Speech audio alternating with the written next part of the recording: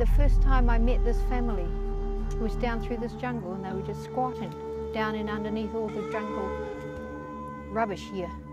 And they just hollowed out a little space, and it was just dripping water, and they were full of malaria. And it was really the baddest scene I've ever seen.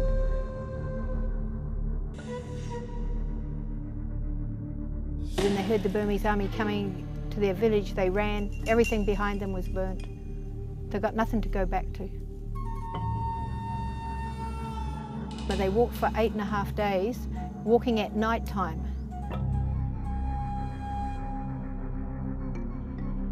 The greatest thing we can offer them is education. And one of our project ideas for this area is to make a little bamboo school.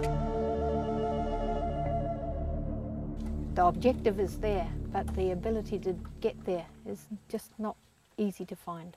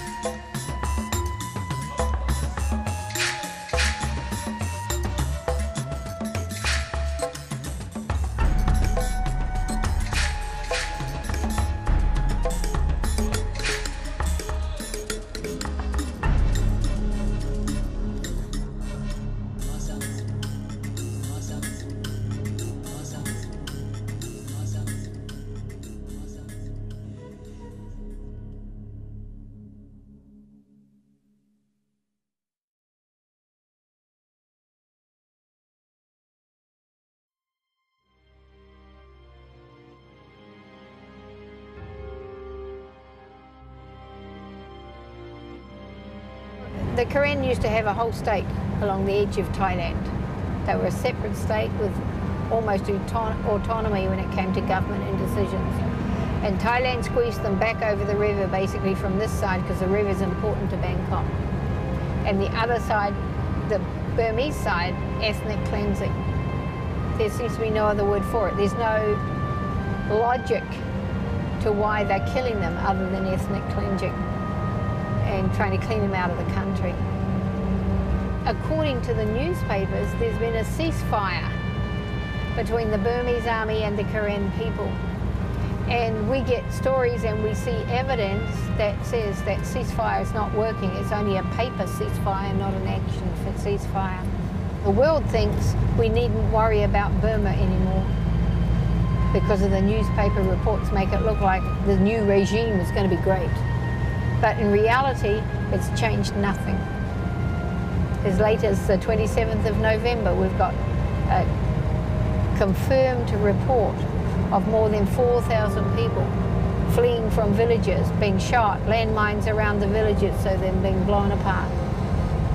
And the other thing the Burmese do is they take their crops, seize their livestock, and try to force the stronger in the village to be their porters, to carry salt, to carry supplies, and give them no money. Just keep them alive long enough to do the work. And so for them to continue to stay in Burma under the current circumstance along the borderline is not an option for most. If Karen people ever get back their land or some of their land for settling, there's very few leaders to teach them how to do. So our school project, some of it's teaching leadership. Every year we sit down and we brainstorm new ideas. And one of the new ideas that one of the boys in particular and I have been leading up is, what about settling a completely new village and learn how to make a village, how to plan the village layout, how to select the land location for a new village, then how to go about putting in the septic system. Our kids have already learned that, but how do you plan where you put your septic tanks, where you put your stuff? How do you plan for every one tree you cut down, you must plant 4 more so that you make sure you've got a long time life of trees, not just cut and rape the village. So we're now looking at starting a completely new village on the Thailand side, but teaching them how to do it step by step by step. Where we are right now is the last part of Thailand. Another maybe 50 yards, we come to a small creek, small stream. That's where the Thailand guards, the border guards, stop guarding. And then the Burmese Karen people have come and they're as close to that creek as they possibly can be. So if the Burmese come over, they can jump the creek to safety.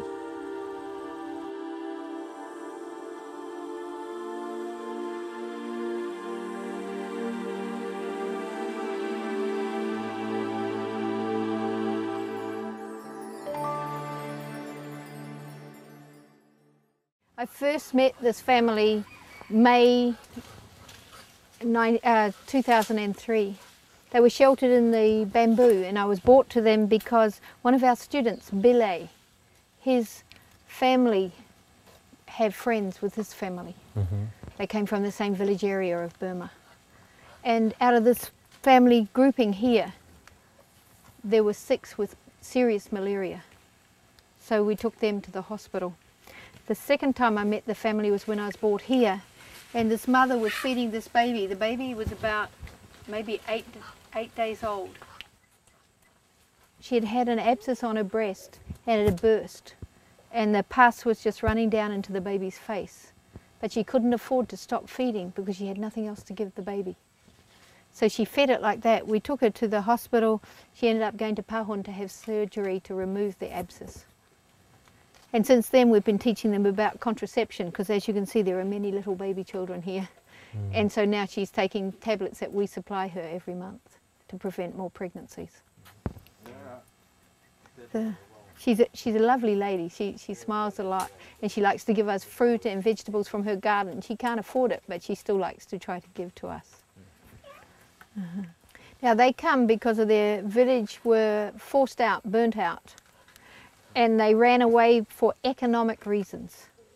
And they came to this part for 2 reasons. One, they knew Bilay was at my school. So they came, they thought it was safe. But also that grandfather in the background here, old grandfather had come many years ago, and he encouraged them to come and have a better life in Thailand.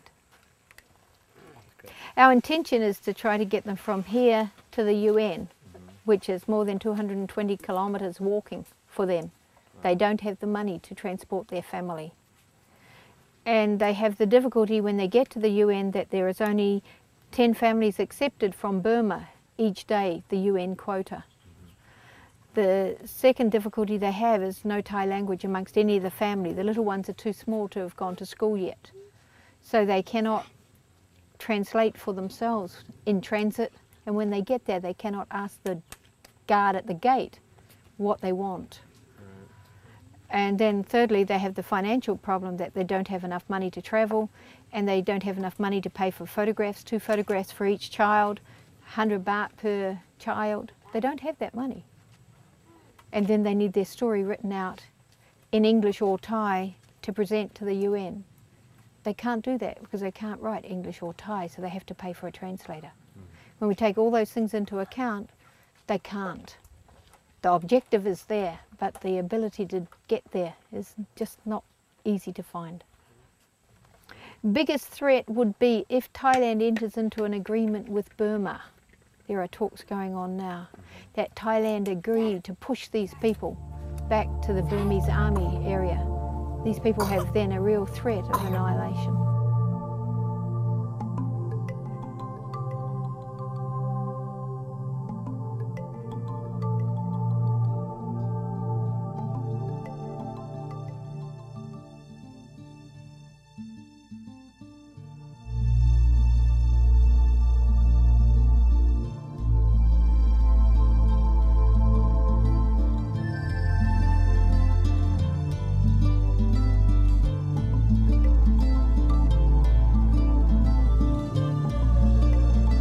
The greatest thing we can offer them is education.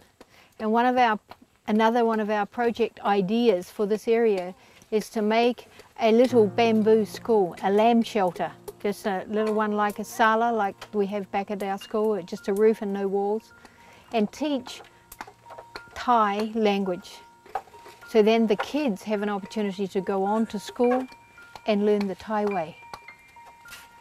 Secondly, we can do health classes, because if you listen to every one of these children breathe, they have a breathing problem. They have a health problem with lungs. The grandparents both smoke cigarettes. If only we can teach them, give up the smoking. The mother's red lips show she eats betel nut.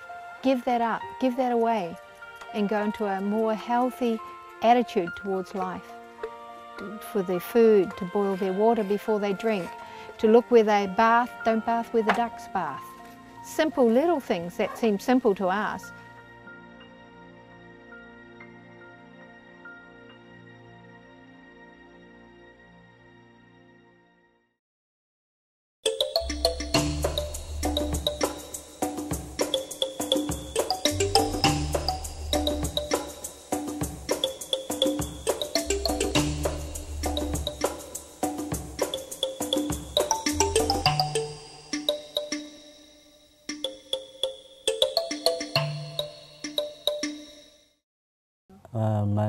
My real name is Sawatu. I was born 81. I'm 23 years old now. Now I study maybe about grade 8 or grade 9. Maybe when I finish school, maybe I just want to be a teacher also, but not sure. Maybe a teacher in the future. You want to teach who? You want to go back teach the Korean people, or you want to go teach in Bangkok? No, it's maybe better like a Burma region, for instance. Education. They go to the border to have somebody who need help like that. One of the things you'll notice with the kids when they talk to you, they give nervous little laughs from time to time. And that usually means something they're speaking about is really serious. They're breaking up on the inside, so they cover it by a laugh. When you interviewed Tinnakorn, when we were talking to Tinnakorn talked about 4 people from within the camp. The first time it burnt, 4 died. There was an old married couple who died because they made a bunker under their house and were cooked alive in the bunker. There was a pregnant lady who couldn't run. She died. And then there was a child that was carried in Tinnakorn's arms. And as they ran from the burning village, the child died in his arms. When he met with his older brother told him, "You're not good enough to take care of even a child." And with that, Tinnakorn's brother went one way and Tinnakorn went a different way. They reunited briefly a couple of years later in a different refugee camp, and he went to Helen Hall School and got to grade 7 of Helen Hall's education program, a missionary program for SDA. Then at that point, his brother came back, invited him to go to Mae Hong Son. He went with his brother, but it didn't last long. They fell out. Once again, Tinnakorn's memory of what happened at the camp breaking his heart. At that stage, he went to Chiang Mai Academy. He was picked up by a lady there, and I met him at Chiang Mai Academy.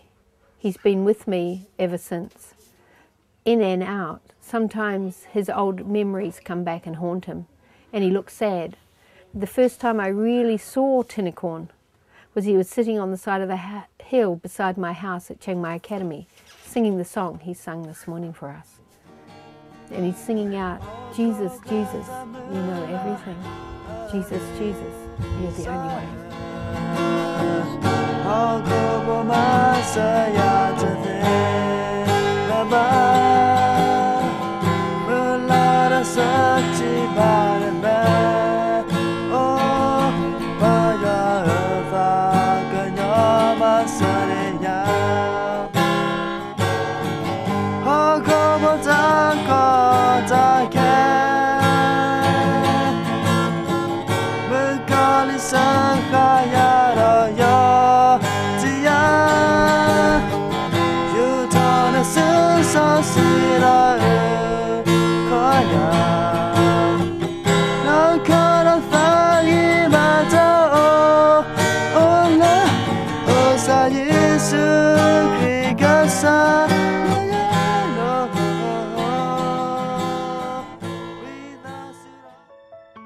Yeah, this little chap, his name's Damrong Zak, proper Thai name, proper Thai ID card.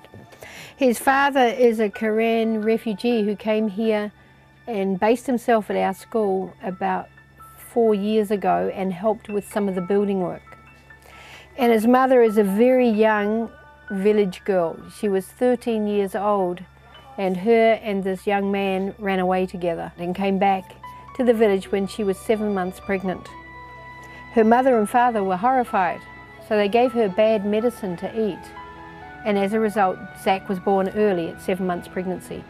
He weighed just 1 kilo and he looked like a little monkey. He had a little wispy of hair and he was all wrinkles. So we rushed him to the hospital and they rushed him on to a bigger hospital, and we took the mother there, and the mother didn't love him. The mother didn't want him. They'd been split up for 2 days and there was no bonding. He had a hole in the heart, he had double hernia, and he had immature lungs, and he was on a respirator. During those 2 months, she ran away. The first time she ran away, we gathered her up and took her back and gave her some money and gave her some encouragement. The second time she ran away, she actually took everything that she had, including the baby clothes, and left. And she came back home here to the village, and her parents beat her, and they sent her back. But the third time she ran away, the Ratburi big hospital said, "We'll put him up for adoption. We can't keep trying to look for the mother." And I know the grandparents are here, and the father wanted him very much. So I said, "Look, don't put him up for adoption at this point in time. Let me take him back to the village and see if we can get him to bond with his mother." So we brought him back when he was 3 months old, and he weighed just 2 kilos. He was still very small and very weak, but he's been a little fighter, and his mother still doesn't want him. She doesn't even come up to visit. So every Friday night when the students go down to sing for Vesper program, we have a mobile Vesper program, house to house worship. They always include Zak's family, and they take little Zak down to the Buddhist house and sing out songs. And Zak sings along with them and plays the guitar. He's quite a character. And the grandparents love him very much. And so we hope in the future that Zak will keep an ongoing relationship with his Karen family. Other people want to adopt him, but I worry that he will lose his Karen life. Maybe he'll be a leader for the Karen in the future. He's now strong. He gets coughs and colds easily, but he's basically strong. And he's always dirty. Look at this.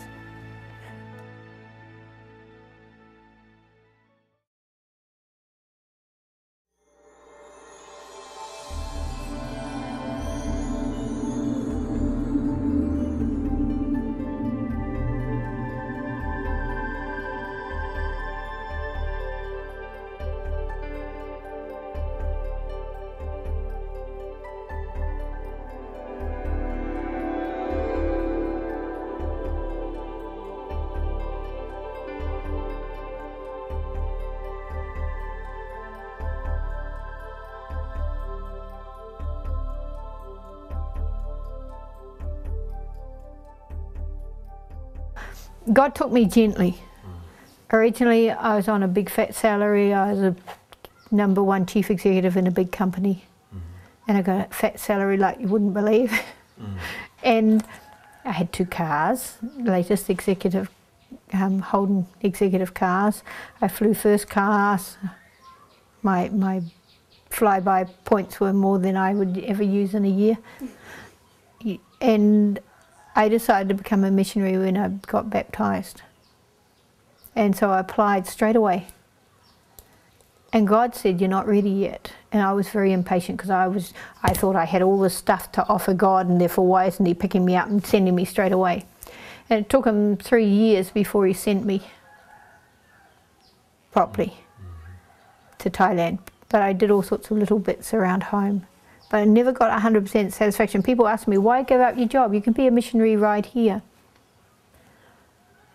Until I was 100% reliant on God, I was not a missionary. You know, the early Christians were called Christians because everything they did was about Christ. I was a Catherine. I was doing everything about Catherine before.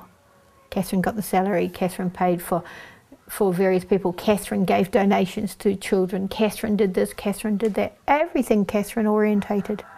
And that had to change. And God had to take me step by step down before I could get rid of the Catherine. And then I was ready for his work.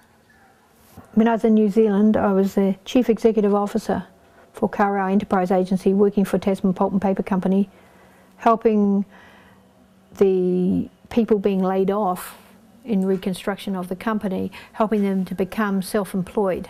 You know, some of them are now multi-million-dollar heirs from just working as self-employed contractors. And my job was just to help encourage them, put them through the right legal channels to make sure they did everything properly. Quite a cushy job. And then I got shifted from there to Australia. My job was flying to Taipei and flying to England and flying to here and flying to there and having in-depth talks with people about relocating their businesses, the advantages of relocating businesses to Tasmania. And there were a number, so it was an easy job to sell. And some of our jobs were maybe $750 billion. You know, we're talking big biggies. So my job was a big job. And I got named Businesswoman of the Year, and that was the day I resigned. Wow. Because everything was for money. That the most I could get was a prayer squeezed in over some fancy dinner. I was always invited to say grace, say prayer over the food, ask blessings on the food. But apart from that, I could not introduce God into our work. And I found that, okay, been there, done that, finish. None of that of my history has anything to do with the satisfaction I get from one kid coming here and saying its first prayer. So when they get down and they're really shaken about something and they cry. When Braymu's father died, in my arms, he was down on his knees beside me and I was holding his father in my arms and injecting him morphine because he was in huge pain. And Braymu sat and said his first prayer. That gives me more job satisfaction than all the honours and the salaries and the flying around the world stuff. You know, now officially I'm 55, I can collect the pension and go back and sit on my backside and do nothing, but I go crazy. So, a little block of dirt here somewhere is enough for me. Yeah, I just don't see, even when I went to the States last time and Australia the time before, I don't fit anymore. I've had too many edges swiped off the edge of me now, and I just don't fit back into that culture anymore. And I don't fit into this one. I'm sort of cultureless. I'm somewhere in God's culture. I would love to have 1 or 2 student missionaries here for 2 reasons. One, as role models for my kids. Because my kids need to see wholesome young people who are there for working for God. I'd like them to have student missionaries here so the student missionaries get to experience real missionary work.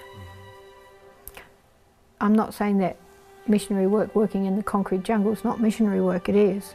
But out here you have to strip everything of yourself until where they've got nothing left of themselves, and then they can give all to God in whatever missionary service they get called to.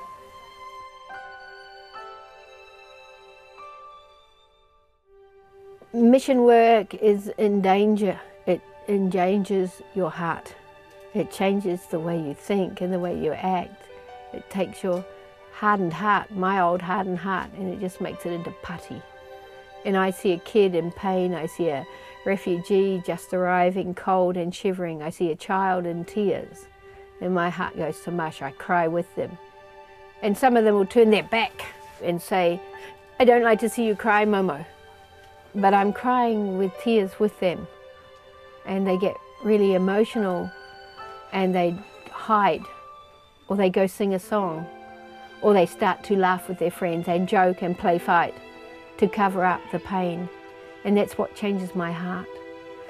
People make a big thing about being a missionary, and the local people really respect being a missionary. But everybody thinks a missionary is rich in financial cash terms, but we're rich in so many other ways.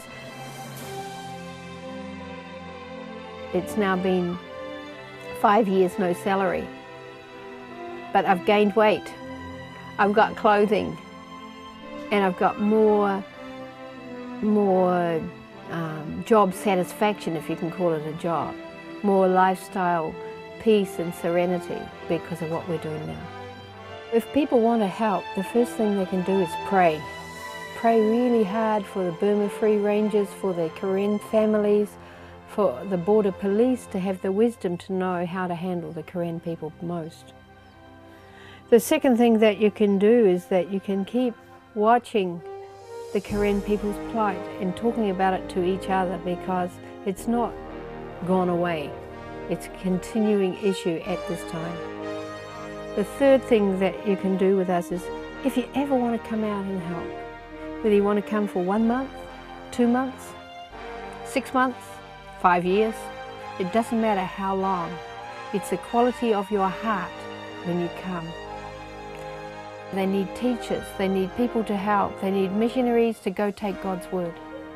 96% of Thailand do not know about God. 96% are Buddhist people with love in their heart, but their future is completely different than ours. We've got all this opportunity to witness for God.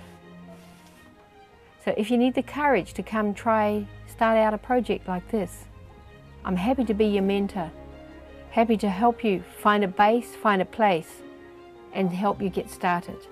My students can help with translation until you get your own classes in action. We can do things together with God.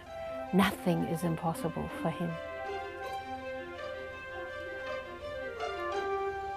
Okay?